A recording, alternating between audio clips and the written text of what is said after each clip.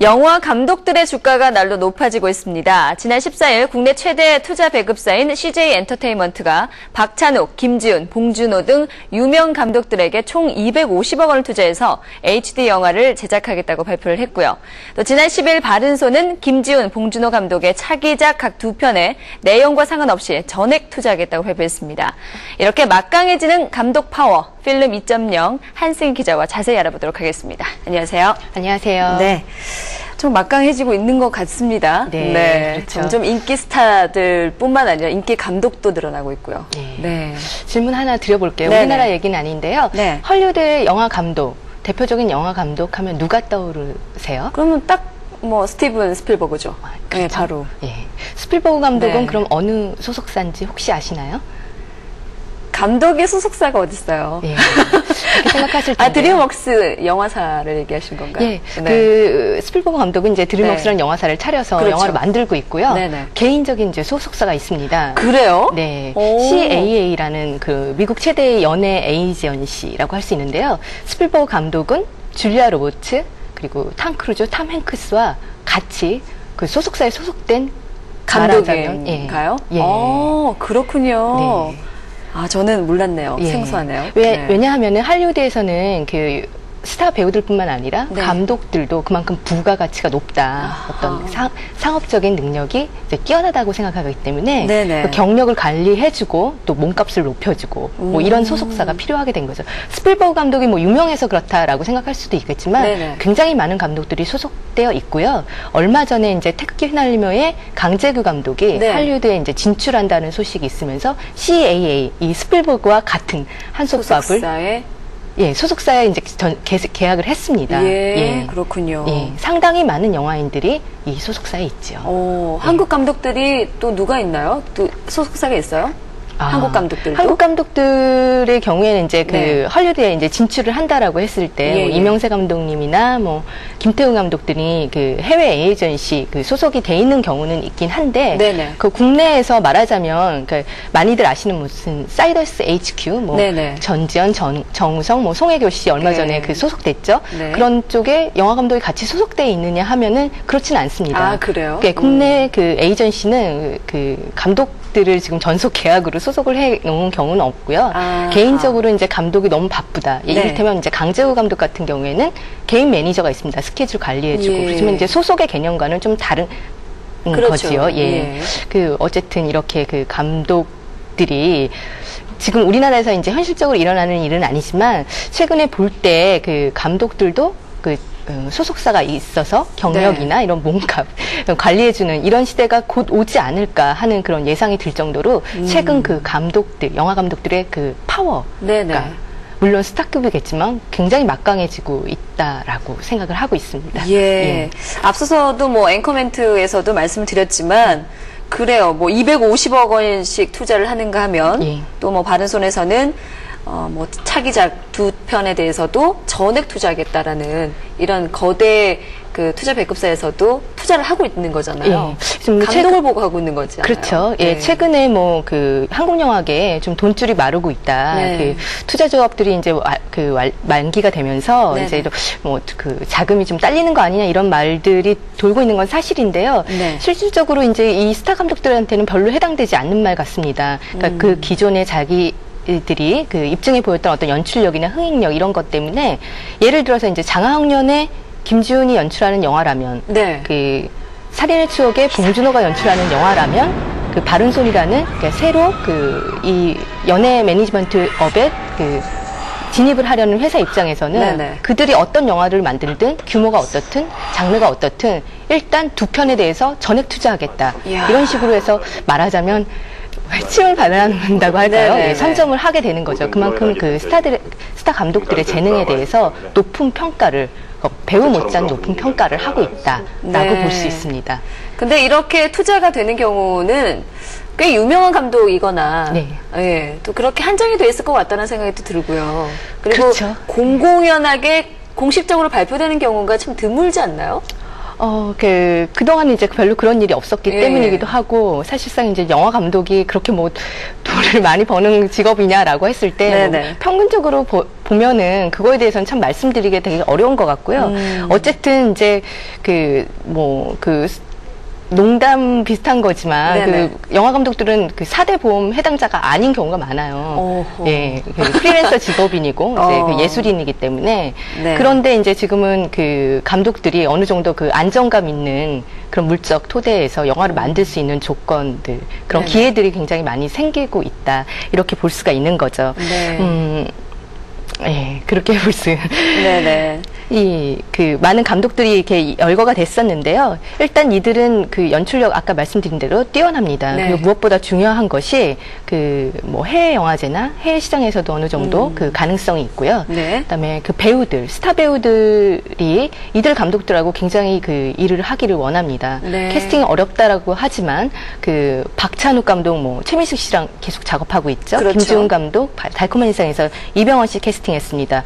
봉준호 감독 살인의 추억에 이어서 예. 괴물에서도 송강호 씨 캐스팅했고요. 유승환 감독은 또 유승범 씨 네네. 동생이죠. 같이 작업하고 있고요. 유아 감독 그 말죽거리 잔혹사에서 권상우 씨 캐스팅했는데 차기작에서도 얘기가 있는 거 보니까 네. 이만큼 그냥 그 캐스팅하기 이렇게 어려운 배우들이 그런 감독님과 작품을 하고 싶다라고 줄을 서고 있는 상황이니까 그 투자자 입장에서도 그 유명 감독과 계약을 했을 경우에는 네네. 자연스럽게 좋은 배우들이 따라오고 네. 배우뿐만 아니라 그 제작진들, 촬영 감독이라든지 미술 감독이라든지 여러 면에서 국내 최고의 스태프들이 모이게 됩니다. 예. 그러니까 결국 좋은 영화가 나올 수밖에 없고 좋은 영화가 나오게 되면 또 시장에서도 좋은 반응 얻을 수밖에 없고 네. 그렇기 때문에 선점 러시가 이루어지고 있는 거라고 하겠죠. 예. 지금 이제 허진호 감독이 봄날은 간다에서 유지태 씨랑 이영애 씨 캐스팅해서 정말 이들 배우가 과연 연기력이 있는가라고 했을 때 의문을 가졌던 분들 많으셨는데 네.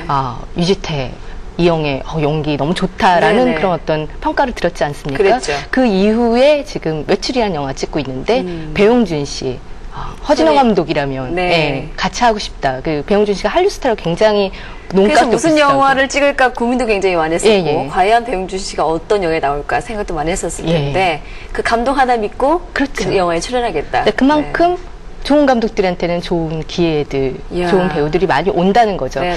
그런데 관객들이 결국 극장에서 영화를 선택을 할 때 네네. 어떤 감독이 연출을 했느냐로 영화를 보느냐라고 했을 때는 그것은 좀 약간 그 의문의 여지가 있죠. 예를 들어서 시리와 태극기 휘날리며를 만들었던 강재규 감독 영화다라고 네. 했을 때는 조금 그 티켓에 있어서 네네. 조금 유의미한 그런 결과가 나오겠지만 스타 감독들이라고 해서 늘 흥행작만 있는 것은 아니고요. 그렇죠. 예. 그렇지만 전반적으로 이렇게 봤을 때 그 스타 감독들은 좋은 조건에서 좋은 영화를 만들 만한 가능성이 높기 때문에 결국 흥행에서도 네네. 아니면 그 언론의 초점이라든지 이런 면에서도 승산이 있다라고 생각을 하는 것 같습니다. 이렇게 되면 정말 우리도 외국처럼 네. 스티븐 스필버그처럼 네. 이런 엄청난 돈을 주고 개런티를 주고 네. 모시기 경쟁을 해야 되지 않을까라는 생각이 그렇죠. 먼 얘기가 아닌 것 같네요. 네, 먼 얘기가 아닙니다. 근데 이제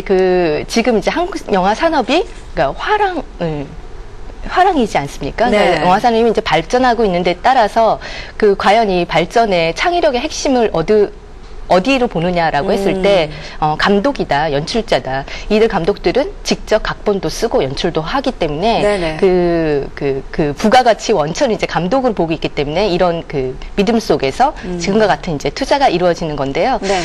최근 이제 감독들 그렇기 때문에 개런티가 많이 높아졌습니다. 일단 언급했던 감독들이 대부분 이제 억대 이상의 연출료를 받고요. 이야. 그다음에 각본 시나리오를 따로 이제 또 집필할 경우에는 각본료를 받고요. 네. 또 흥행에 따라서 러닝 개런티 계약을 그렇죠. 체결하죠. 그래서 이제 그것을 다 합하면 엄청나겠네요. 엄청난 결과가 이제 올 수도 있고 네네. 아닐 수도 있고 그렇지만 어쨌든 이제 수억대에서 예. 아니 그러니까 박찬욱 감독 같은 경우는 CF도 하잖아요. 그렇죠. 네. 올드보이로 이제 칸에서 수상을 하고 난 후에 네네. 있었던 일인데요. 나는 나를 넘어섰다. 기억나시죠? 그러니까요. 네, 자동차 쫙 가고 이제 영화 감독 박찬욱이 어떻게 성공했는가에 네. 포커스를 맞춘 그런 CF였었는데 연출뿐만 아니라 이 지금 CF로도 돈을 엄청 받았다는 소문을 들었는데 네, 깜짝 놀랄만한 개런티를 받았다라고 저도 들었습니다. 예, 과연 얼마가 궁금한데요. 네. 그 언급할 수는 없는 건가요? 얼마인지를 네, 확실하게 말씀드릴 수는 없고요. 어쨌든 네네. 올드보이를 연출해서 받은 감독 개런티보다는 CF에서 더 많이 받았다라고 합니다. 옛날 얘기 좀 잠깐 하자면요. 네네. 80년대 배창호라는 유명한 감독이 있었습니다. 있었죠. 예. 무슨 기쁜 우리 젊은 날, 꼬방동네 사람들, 이 안성기 씨, 이미숙 씨 이런 분들하고 같이 많이 출연했었었는데요. 네네. 그 영화를 같이 했었었는데 그 당시 정말 유일무이한 거의 흥행 감독인 것처럼 네네. 전성 시대가 있었죠. 근데 하루는 그러니까 충무로를 가다가 납치를 당했습니다. 네. 왜 납치를 당했냐면은. 네네. 우리 영화사랑 영화를 하자고. 그때는 이제 좀 시대가 좀 흉흉했고 네. 그런 식으로 강제적으로 좀 계약이 아니라 물론 이제 계약을 맺고 있는 영화사가 있는데 배창호 감독과 같이 이제 너무 하고 싶었던 어떤 사람들이 배창호 감독님을 이제 납치를 해서 근데 그럴 정도로 스타 감독의 흥행력이라는 것은 네네. 상당히 이제 주가가 높죠. 그러니까 이게 오늘만의 일은 아니라고 봅니다. 네. 그렇지만 배창호 감독이 지금도 활동을 하고 있는데 이 평생 정말 그런 좋은 조건 속에서 연출을 할 수 있느냐라고 했을 때는 프리랜서 예술가들이 다 마찬가지겠지만 그렇지 않은 경우가 많습니다. 평생 연출하고 싶지만 감독으로서 수명이 어느 순간 다 해지거나 네네. 평생 연기를 하고 싶지만 더 이상 써주지 않거나 그렇죠. 그래서 박찬욱 감독이 CF 출연을 하면서 내가 이거를 출연하는 이유는 나중에 내가 영화를 만들고 싶은데 투자를 받지 못하는 경우 모아둔 돈으로라도 계속 영화 연출을 하고 싶다 이런 식으로 얘기를 했었는데요. 좀 그렇게 들으실 수도 있고 좀 아니라고 생각하실 수도 있지만 실질적으로 이 박찬욱 감독 말은 네. 되게 중요해요. 아까 말씀드린 것처럼 배창호 감독에서부터 이렇게 임권택 감독처럼 계속 꾸준히 영화를 만들 수 있는 감독은 정말 드물거든요. 흔하진 않죠. 예. 그래서 이렇게 CF를 출연했다 이렇게 얘기를 했는데 지금에 있어서 감독들 특히 이제 이런 스타 감독들 같은 경우에는 이렇게 전편이 흥행에 성공했느냐 성공하지 않느냐에 따라서 차기작을 만들 수 있는가 없는가 굉장히 이게 불투명하고 불안정한 상태에서 연출을 하는 것이 아니라 한두 편 정도 지금 이제 투자를 받은 영화들이 2편 정도, 한 편 정도 있다라고 했을 때는 좀 더 안정감 있는 그런 상태에서 영화 연출을 계속 할 수가 있죠. 좀 더 영화에 신경을 더 많이 쓸 수 있는 그런 투자를 받게 되면 그렇게 되겠죠. 감독들로서는 굉장히 좀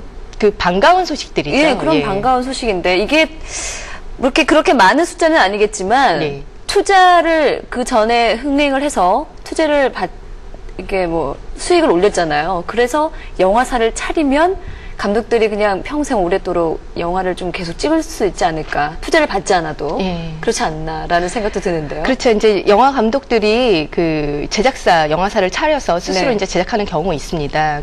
강우석 감독, 공공의 적 시리즈 연출했던 감독인데 스스로 이제 시네마사스라는 영화사 차려서 제작도 하고 배급도 이렇게 하고 하는데요. 그렇지 않다 하더라도 영화사를 차리는 경우는 있습니다만 영화사를 차려서 그러면 자기 영화사니까 마음껏 자기 영화를 만들 수 있을 것 같지만 결국 영화는 돈으로 만들잖아요. 그렇죠. 영화 한 편에 최소 3, 40억, 100억짜리 영화들도 요즘 그렇게 많은데 자기가 번 돈을 영화사에서 다 쓸 수는 없는 거죠. 그렇게 개인적으로만 만들 수 있는 그런 규모가 아니기 때문에 투자를 받아야 되죠. 그래서 지금 앞서 언급한 감독 중에는 이미 영화사를 차렸어요. 그래서 자기 영화사를 소유하고 그 영화사에서 영화를 만드는 경우도 있고요. 만들려고 하는 경우도 있습니다. 작년 6월에 있었던 일인데요. 박찬욱, 김지훈 등 9명의 영화 감독들이 나인 디렉터스라는 공동회사를 차렸어요. 그래서 이 회사는 직접 이제 영화를 만들기보다는 제1금융권이라고 하는 금융권에서 돈을 투자를 받아서 사전 개발비, 시나리오 영화 단계에서 사전 개발비를 하는 그런 유치를 하는 그런 영화사를 하기도 했고요. 또 지난해 있었던 일인데 박철수 감독, 곽형택 감독, 친구 감독이죠. 이런 30명 정도의 영화 감독들이 참여를 한 그 뉴 시네마 네트워크, 예, NCAN이라는 그런 그 단체를 결성을 해서 또 투자를 받으려고 노력을 했는데 아마 그 모 지방 자치단체에서 한 20억 정도 투자를 받았다. 그러니까 그 지역에서 촬영을 하는 조건으로 이런 식으로 이제 감독들이 뭉치거나 아니면 흩어지거나 어쨌든간 스스로의 어떤 그 좋은 기회를 만들기 위해서 노력을 많이 하고 있지요. 네네. 그러니까 예전에는 왜 감독을 한다 그러면 정말 그 어떻게 먹고 살 것인을 걱정을 했었어야 됐고 뭐 서로 말리기도 했었을 정도로 어려운 시절이 있었잖아요. 근데 요즘은 이제 영화 산업이 발전을 하고 우리 영화가 또 외국에서도 인정을 받음으로써 이 감독들이 참 스타급으로 부상을 하고 있습니다. 네. 아직도 먹고 살기 어려운 감독들이 많습니다. 그렇죠. 대부분은 그렇겠지만. 그렇긴 하지만 어쨌든 그 한국 영화 시장 자체가 커지고 그 감독의 중요성에 대해서 그것이 되면서 좀 많이 투자나 조건들이 좋아지고 있죠. 그런데 이제 한 가지만 더 말씀드리자면 그 스타 감독들이 몸값만 높일 것이 아니라 영화 문화 발전에도 이제 이바지를 해야 된다 이런 뭐 지적 같은 게 있습니다. 다음 주 6월 23일 그 용산 CGV에서 개막하는 미장센 단편 영화제라고 있는데요.